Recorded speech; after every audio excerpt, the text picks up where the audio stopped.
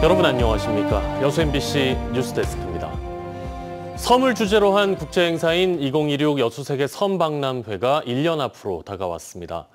이달 말부터는 행사장 조성 작업이 본격적으로 시작될 예정인데요. 박람회 준비 상황과 주요 콘텐츠, 성공 개최를 위한 전략을 문영철 기자가 전해드립니다. 섬의 가치를 새롭게 조명하기 위해 내년 9월 5일부터 2달 동안 열리는 여수세계 섬박람회. 주 행사장인 진모지구는 부지 평탄화 작업이 끝나 기반시설 조성과 전시관 설치 공사를 앞두고 있습니다. 아마 이달 말 정도에는 이제 착공이 가능할 걸로 보고 공사 기간은 한 9개월 정도 예상하고 있습니다. 박람회의 핵심은 시설과 콘텐츠입니다. 주 행사장 중심부에는 박람회 랜드마크인 가로 세로 각각 40m, 높이 20m의 주제관이 들어섭니다. 피라미드 모양의 건물 외부를 LED로 구성해 박람회 주제 영상 등을 상영하고 내부에는 관람객을 에워싸는 영상 기술을 활용해 섬의 과거와 현재, 미래를 구현할 계획입니다. 여수로 통하는 물길을 그 4개의 이머시브 터널을 설치를 해서 표현을 하고요. 섬과 바다 미래를 잇따라는 주제가 잘 나타날 수 있도록. 주제관을 제외한 나머지 전시관은 모두 7곳. 섬의 생태와 문화, 음식 등 각각의 테마에 맞춰 영상 상영과 전시 등 다양한 콘텐츠를 접목할 계획입니다. 부행사장인 계도와 금오도 엑스포장에서는 캠핑과 트레킹 등 섬을 직접 체험할 수 있는 다채로운 프로그램이 진행될 예정입니다. 어느 장소에서 볼 수 없었던 그런 하이테크 기술들을 배치가 이제 가장 중점이라고 저는 볼 수 있고요. 같이 체험을 하고 또 같이 이렇게 소통할 수 있는 그런 또 이제 관람 문화도 좀 새롭게. 현재 13개 나라 14개 도시의 참여가 확정된 가운데 다른 20여 개 나라와도 협의가 진행되고 있습니다. 관람객 300만 명을 목표로 잡은 조직위원회는 박람회와 연계한 축제, 이벤트 개최와 관광상품 운영 등을 통해 파급 효과를 극대화할 계획입니다. 일회성 행사가 아니라 섬에 대한 다양한 가치, 독특한 자원을 앞으로 관광 자원화 산업화로 연결해서 여수가 국제 해양 관광 도시로 발돋움하게. 조직위원회는 내일 시민들이 참석한 가운데 섬 박람회 D-365일 기념 행사를 열고 본격적인 입장권 판매에 들어갈 계획입니다. MBC 뉴스 문형철입니다. 순천시가 오는 12일 열리는 세계유산 축전을 통해 지역경제 활성화에도 나섭니다. 이번 축전에서는 유료 프로그램 참여자 1,500명을 대상으로 서남사와 순천만 인근 식당, 숙박업소에서 사용할 수 있는 쿠폰이 발행됩니다. 또 다양한 분야의 지역 예술인이 주요 공연자로 나서고 개막식을 비롯한 12개 프로그램을 지역 업체가 맡아 수행합니다.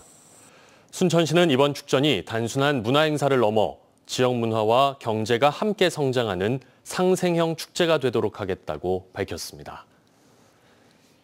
정부가 국정과제로 채택한 전남 통합대학 국립의대 설립 시기를 앞당겨야 한다는 주장이 제기됐습니다. 김영록 전남지사와 김문수, 김원희 국회의원, 목포대와 순천대는 오늘 공동 성명을 통해 교육부가 전남도에서 건의해온 2027년이 아닌 2030년 개교를 제시한 것에 대해서 아쉬움이 크다며 설립 시기를 앞당긴 로드맵을 발표할 것을 강력히 촉구했습니다. 교육부는 지난달 인천에서 열린 더불어민주당 의원 워크숍 배부 자료를 통해 의사인력 양성 규모와 신설 의대 배정 계획, 한국의학교육평가원의 예비인증 평가를 감안해 오는 2030년 3월 전남 통합대학교 국립의대 개교를 제시했습니다.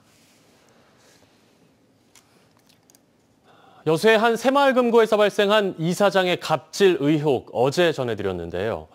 이사장이 간부 시절부터 직원들에게 반복했던 폭언과 욕설에 피해자 중 일부는 신고도 해봤지만 당사자가 이사장이 되자 갑질을 참을 수밖에 없었다고 밝혔습니다. 최황지 기자입니다. 여수 모 새마을금고 이사장은 서류철, 빗자루로 직원들을 때리고 상습적인 욕설과 고성 등 폭행과 폭언을 해왔습니다. 하나만 시켜! 뚜껑이나 들고 다니는 딱 맞는 사람이 새마을금고 보이지 여기 잘 안 되는 거예요. 제보 영상 배경과 증언 등을 종합한 결과 직원들은 10년 가까이 갑질 피해에 노출돼 온 것으로 확인됐습니다. 신고해도 처벌은 솜방망이에 그치면서 피해는 계속됐습니다. 지난 2022년 피해자 일부는 직장 내 괴롭힘을 중앙회에 제기했습니다. 하지만 당시 새마을금고 전무였던 이사장에게 내려진 처분은 경징계인 감봉 1개월. 자체 이사회에서 본인이 징계안에 도장을 찍는 등 셀프 징계했고 그마저도 이사장 출마를 위해 사직하면서 처벌을 피했습니다. 심리적으로 위축된 직원들이 고발을 망설이는 사이 이사장은 지금도 내부 고발자를 색출하거나 영상 제공자를 찾는 등 2차 가해를 하고 있는 거로 알려지고 있습니다. 복잡한 회의인데 자꾸 맨날 그런 것만 물어봐요. 영상 제보를 누가 했냐 이런 식으로만 계속 직원들한테 캐묻고 그러고 있어요. 직원들에게 계속되는 괴롭힘. 하지만 새마을금고 중앙회는 이사장에 대한 갑질 신고를 이미 3년 전에 받고서도 실제적인 조치는 취하지 않았습니다. 감독기관인 행정안전부 역시 중앙회의 조사 결과에 의존하면서 지역금고 비위에 대해 사실상 손을 놓고 있었다는 비판도 나옵니다. 행안부는 지역 새마을금고에 대해 감독과 징계 권한은 있지만 인력에는 한계가 있다며 관련 법에 따라 새마을금고 중앙회가 감독과 징계를 할 수 있게끔 규정돼 있다고 설명했습니다. 행안부와 중앙회가 감독 권한을 분산한 사이 대구 지역 새마을금고에선 직원들이 공금을 횡령하는 등 새마을금고 비위가 잇따르고 있습니다. 최근 대통령까지 나서 새마을금고 비리에 대해 부실한 감독을 직접 지적하고 나선 가운데 오랫동안 이어진 지역 금고의 비위가 새롭게 개선될지 관심이 높아지고 있습니다. MBC 뉴스 최양지입니다.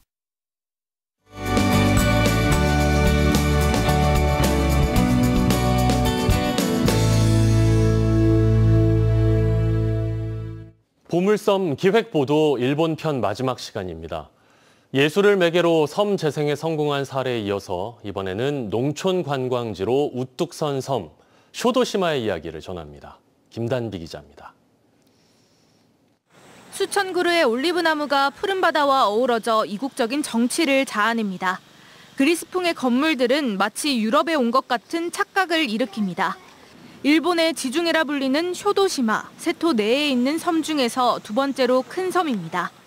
따뜻한 지중해성 기후를 지닌 쇼도시마는 일본 최초의 올리브 재배지로 유명합니다. 쇼도시마의 특산물 올리브로 만든 다양한 식품과 화장품은 농산물 가공과 관광을 연계한 6차 산업의 가능성을 보여줍니다. すごく広くてオリーブの木が綺麗でとても癒されました. 쇼도시마는 영화 촬영지로도 유명합니다. 일본 고전 명작 중 하나이자 국민 영화인 24개의 눈동자를 찍은 영화마을이 위치해 있습니다. 영화 촬영 당시의 책상과 교실이 그대로 남아있어 어른들은 추억을 회상할 수 있고 젊은 층 사이에서는 SNS용 사진 촬영 장소로 인기입니다. 映画を昔見たかもしれないんですけど覚えてなくって でもなんかここに来たので帰ってから見てみようかなって思いましたちゃんと. 농촌 관광지로 우뚝 선 쇼도시마부터 예술의 섬으로 제2의 전성기를 맞은 나오시마와 이누지마까지 세토우치 국제예술제가 열리는 해에만 이들 섬에는 100만 명이 넘는 방문객이 몰려오고 그만큼 경제 파급 효과도 상당합니다. 또 각 섬마다 관광지를 순회하는 버스와 자전거 대여, 투어 프로그램 등 교통수단도 잘 갖춰져 있습니다. 일본 섬의 재생 성공 사례는 인구 감소와 소멸 위기에 직면한 우리 지역 섬들에게 새로운 이정표를 제시하고 있습니다. MBC 뉴스 김담입니다. 섬의 가치를 공유하고 지속 가능한 발전 방향을 모색하는 국제 섬 포럼이 오늘 여수에서 막을 올렸습니다. 내일까지 진행되는 이번 포럼에는 영국과 독일, 일본과 중국 등 세계 각국의 섬 전문가들이 참여해 섬 문화 다양성의 현재와 미래를 주제로 다양한 논의를 진행합니다. 참석자들은 또 섬 관광과 관련한 다양한 혁신 사례를 공유하고 섬 박람회와 연계한 도서 지역 발전 방안도 제안할 예정입니다. 지난해 여수 국가산단 입주기업들의 수출 실적과 지방세 납부액이 전년보다 감소한 것으로 나타났습니다. 여수시 여수산단 공동발전협의회에 따르면 지난해 여수 국가산단 입주기업 300여 곳의 수출 실적은 319억 4천만 달러로 전년보다 3억 300만 달러 줄었고 지방세 납부액도 2023년 2,054억 원에서 지난해 1,106억 원으로 46% 줄었습니다. 또 공장장 협의회 회원사 38곳의 협력업체 수는 지난해 5,700여 곳으로 전년보다 960여 곳 늘었지만 외부 작업자 출입 인원은 77만 9천여 명 감소한 것으로 집계됐습니다. 무안과 한평 등 전남 지역에 시간당 140mm가 넘는 극한 호우가 내린 지 한 달째 곳곳에서 복구 작업이 진행되고 있습니다. 그런데 지자체의 손길이 닿지 않는 사각지대에 놓인 수해민들은 여전히 일상으로 돌아가지 못하고 있습니다. 김규희 기자가 보도합니다. 지난달 3일 저녁 시간당 147.5mm의 극한 호우가 쏟아졌던 한평군. 순식간에 성인 목 높이까지 들어찬 물에 장에서 내다 팔 식품과 옷까지, 냉장고까지 거리에 나뒹굴었습니다. 한 달 뒤 다시 찾은 한평 천지 전통시장. 이 식당은 수해로 못 쓰게 된 물건을 정리하고 리모델링까지 거쳐 2주 전 다시 영업을 시작했습니다. 지금은 장사를 해서 차라리 더 마음이 안정되고 하는데 그때까지만 해도 지금도 막 비만 조금 오면은 지금도 무서워요. 지자체에서 준 300만 원의 재난지원금이 신속한 복구에 보탬이 됐다고 말합니다. 군에서 300만 원 지원하고 걸로 도움이 많이 된 것 같아요. 걸로 이제 그렇죠. 무리한데 들여놓고. 하지만 수해민 모두에게 이 같은 지원이 닿지는 못하고 있습니다. 지난달 3일 시간당 142.1mm의 폭우가 내린 무안군에서는 거센 물살을 견디지 못하고 주택 담벼락 곳곳이 무너져 내렸습니다. 벽돌과 시멘트로 지어진 두께 15cm, 길이 20m가량의 담벼락이 수해로 무너지면서 한 달이 넘도록 복구에 손도 못 대고 있습니다. 80대 노모가 홀로 사는 데다 집주인인 50대 아들조차 거동이 불편해 복구가 어려운 상황. 어렵사리 읍사무소에 도움을 청했지만 아무런 지원을 받을 수 없었습니다. 수해 대상에서 제외가 된다. 해드릴 수 없다. 자기네들이 해줄 수 있는 것은 소유주가 이걸 다 드러내서 한쪽으로 쌓아놓으면은 그건 채워는 주겠다. 그렇게 이야기하시더라고요. 현행법상 주택 피해 인정 기준은 주거 공간으로 한정돼 있기 때문에 담벼락 붕괴는 지원 대상에서 제외되는 겁니다.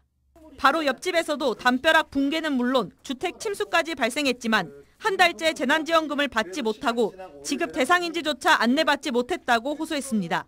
전남도는 현재 피해 조사가 완료됐지만 재난지원금 일부가 국비로 지원돼 정부 차원의 예산이 책정되는데 시간이 걸린다고 설명했습니다. 8월 호우 피해에 대해서는 피해 조사가 완료되었고 정부에서 복구 계획이 확정 통보가 되면 명절 전까지 지급할 계획입니다. 전남도는 지난 여름 침수와 파손 등 수해를 입은 주택 782곳에 이달까지 27억 원 상당의 재난지원금 지급을 마칠 예정입니다. MBC 뉴스 김규희입니다.